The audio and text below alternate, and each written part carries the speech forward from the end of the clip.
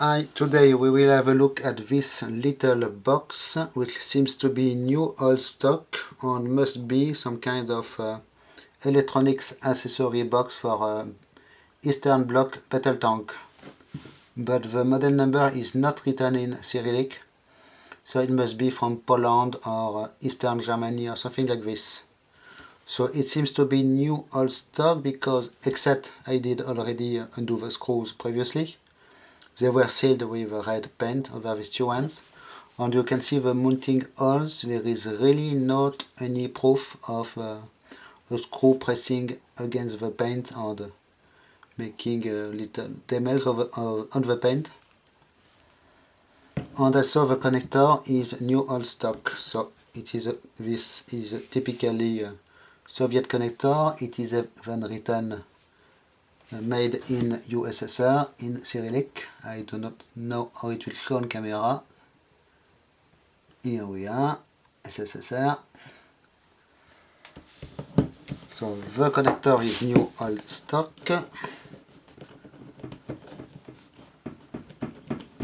Very typical Soviet connector. Here is a proper way of undoing them with no damage. 7 contacts in bakelite, brown bakelite insulator, and on this side we have a glass insulator. You can actually see the heat shrinks of the wires inside through the glass. Quite nice. We will open it just after. So first a look at this. So if you want to take them apart, you have to turn this part here, but you have to turn in the opposite way you will turn normally.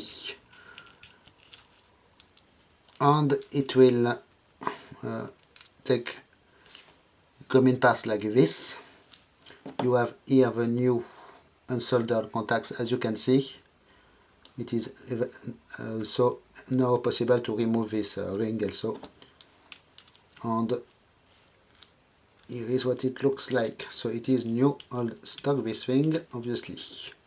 I have maybe not far from 10 kilos of this plug-in stock, of all size and flavors, but you never find the one you need.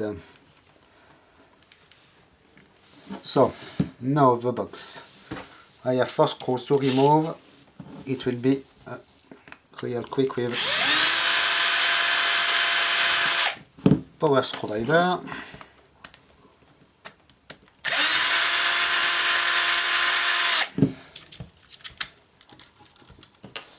And it will reveal the contents. So you can see here there is a remains of a white silicone seal, keeping the cover watertight, but I did already break it, obviously. And here is what we have inside, a little circuit board. You can see here the thickness of the walls, maybe 2 or 3 millimeters. For some reason the inside is painted in dark red. And all at the bottom we have Z1 written for some reason. So, about what we have here, you can see this PCB. It is a epoxy and fiberglass PCB, but it is only attached on one side.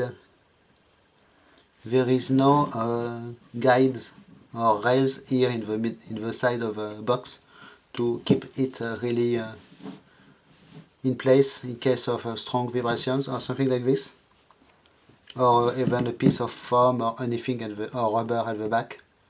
Nothing at all, so it is quite a disappointment. Here you have the remains of a watertight seal, at least. You can see the wires going to the connector with white heat shrinks. We were able to guess from this side. And about the PCB itself, so it is weird because these red resistors look really like Soviet-made resistors, but they are not. They are not written in Cyrillic. So it must be Hungarian or something like this, knockoff of Soviet resistors. The relay is a very typical model of relay. This is a Soviet part. So there must be a dead code written somewhere, but we cannot see here. Little schematic of a relay, little clamp to keep it on the PCB. We have here so 3AB or maybe Cyrillic Z, AV in this case 001.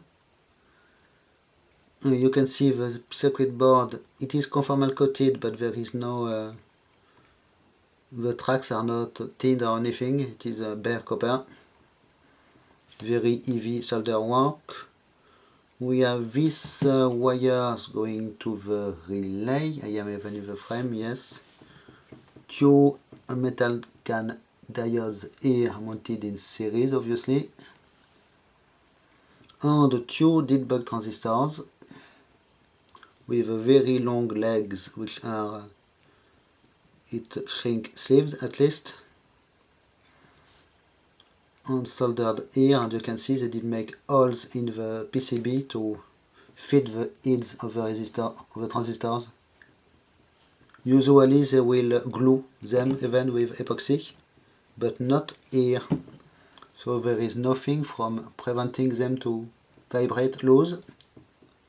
This one is a little bit more tight, but this one really can move quite easily, so after long term maybe it should break the contacts, which is really not what you want in a battle tank. And the last part here is a glass body contact point diode. Very small piece which will not focus. Here we are. Okay, and so it is model number PTC 271A with this extra information here, and it seems no serial number. Quite except if one of these things is actually a serial number. And what else? Oh, little detail here, you can see there is a defect in the mold. It is a die-cast piece, and we have a defect in the die-cast here. Oh, the mold was bad. And you can see it is even, no, not sure if it is a crack, but there is quite a lot of metal missing here. So not the best work, obviously. Okay, so thanks for watching, bye bye.